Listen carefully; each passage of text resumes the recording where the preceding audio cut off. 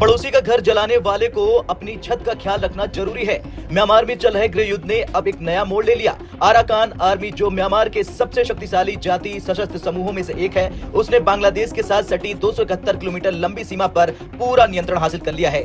चिंता इस कदर है कि बांग्लादेश इतनी निगरानी कर रहा है कि उसके लोग गलती से भी म्यांमार के क्षेत्र में ना चले जाएं। इसके लिए बांग्लादेशी कोस्ट गार्ड बिना आंख झपकाए निगरानी पर है। खौफ इसे कहते हैं और ये लोग भारत को सबक सिखाने की योजनाएं बना रहे हैं। Arakan army has taken full control of Myanmar's border with Bangladesh. That distance is a few hundred kilometers, but all that stuff now, Arakan army claims that it controls it all. The Arakan army has been fighting for the Rakhine state, and they claim that they have taken Mangda, one of the more important cities along this border. Bangladesh में ये हम सोच रहे थे कि उत्तर से जाएंगे, ये दक्षिण से कौन आ गया? और फिर वो सेंट मार्टिन आइलैंड का क्या होगा? कि उसके ऊपर पहले म्यांमार का तो क्लेम था सेंट मार्टिन पे। अब देखिए, जब तक बांग्लादेश हमारे साथ शेख हसीना की कालखंड में हमारे साथ अच्छा रिलेशन था, तो उनका बॉर्डर डिस्प्यूट भी हमने सेटल कर दिया और हम उनके इकोनॉमी में बहुत मदद किया है। और ये अराकान आर्मी, आपके श्रोतागण और दर्शकों को बता दूं, ये बुद्धिस्ट है, एंटी रोहिंग्या।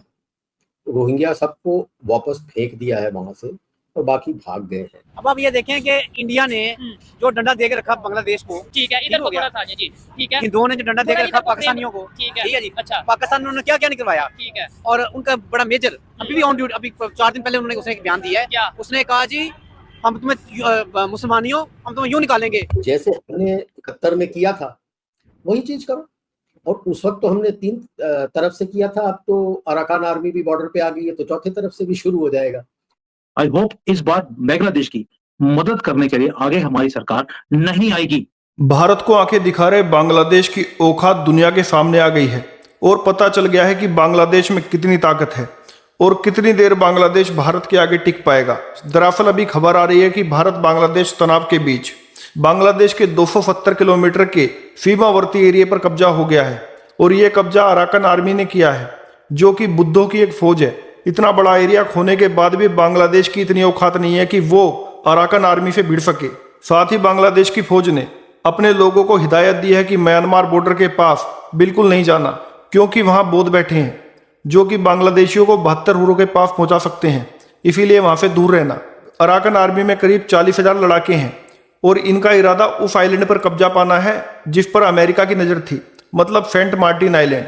तो हो सकता है कि अराकान आर्मी भारत बांग्लादेश के बीच बढ़ते तनाव का फायदा उठाकर सेंट मार्टिन आइलैंड पर कब्जा कर ले। और ये खबर भी है कि अराकान आर्मी के भारत के साथ बड़े ही अच्छे संबंध हैं, तो भारत से टकराने चले बांग्लादेश के अब दुनिया टुकड़े होते देखेगी। बांग्लादेश में ये हम सोच रहे थे कि उत्तर से जाएंगे, ये दक्षिण से कौन आ गया?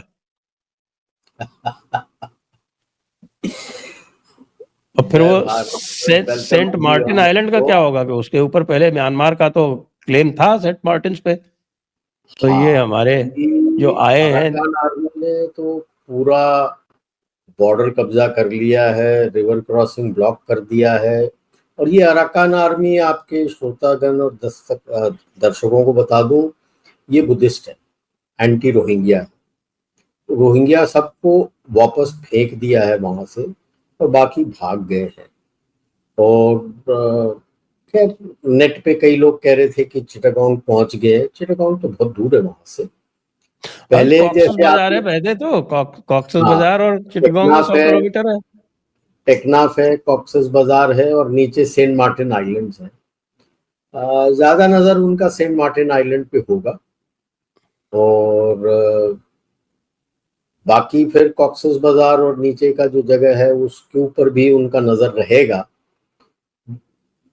उम्मीद है, क्योंकि अब तो डर लग रहा है उनको। हमें तो उम्मीद है कि हमारे अननोन गनमैन अंदर भी नहीं है, इनके साथ भी हैं, घूम रहे हैं, सारा उनको मदद कर रहे हैं। मैंने एक शो में पहले भी कहा था, जो लोग शुरू से पहले कह रहे थे घुसो घुसो घुसो, मैंने कहा नहीं, आप रिपीट 1971 12 करो, क्योंकि जमीन में बांग्लादेश में कई लोग हैं जो ये जो नया चैंपियन लाया है। एक तो कॉमेडियन को वहां लाया था, एक इसको लाया है जो who is actually there, you can say a money exchanger.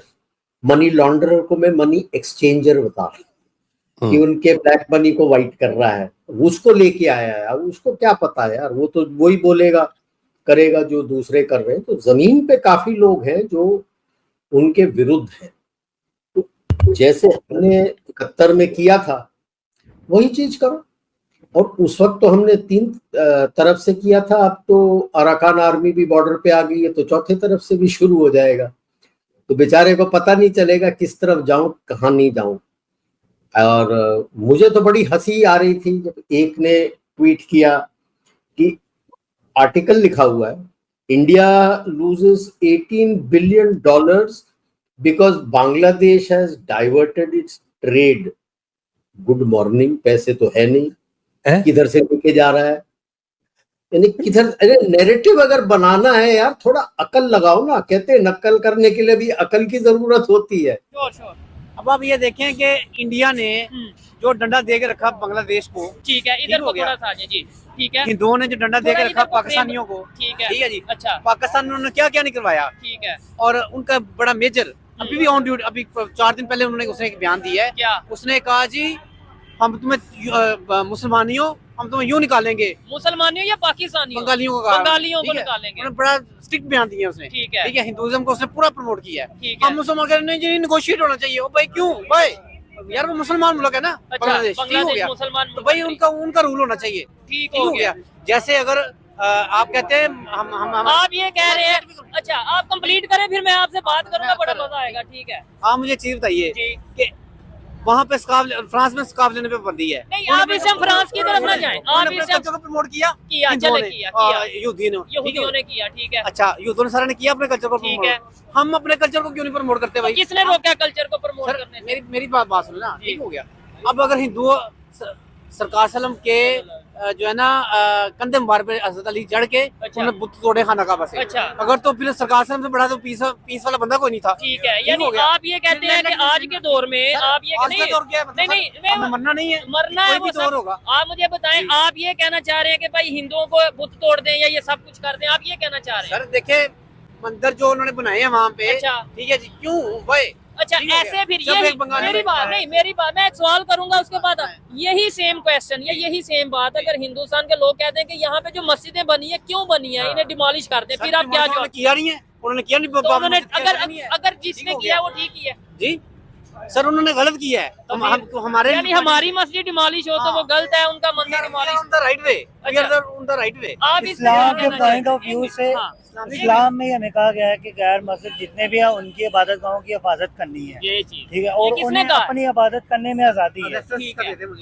अच्छा, क्या ये चले एक मिनट इस्लाम को साइड पे एक मिनट के लिए, क्योंकि मुझे मजहब का इतना ज्यादा नॉलेज नहीं है, और दूसरे नंबर पे कोई ऐसी बात ना मुंह से निकल जाए जिसकी वजह से बात कोई खराब हो। पाकिस्तान के कानून की बात करते हैं, नो डाउट हम उस पर इम्प्लीमेंट कर रहे हैं नहीं कर रहे, लेकिन पाकिस्तान के कानून के मुताबिक, और कायदे आजम ने बोला था कि आप सब आजाद हो मस्जिद में जाने के लिए, मंदिर में जाने के लिए, और अपना जहाँ पे भी आपकी गिरजाघर में जाने के लिए। तो फिर आप कायदे आजम की बात को मानते हैं? आप सर मुझे एक चीज बता दें, हिंदू और मुस्लिम इकट्ठे नहीं रह सकते, ये थ्योरी यही थी। यहाँ पे हिंदुओं को रहने नहीं था देना, आपने तभी कहना था नहीं भाई जो हिंदू है चले जाओ। तो ये गलती है ना, हम हमारी अपनी कमजोरी है ना। फिर वहाँ से वो सारे मुसलमानों को निकाल दे, पाकिस्तान आ जाए यार, बांग्लादेश चले जाए।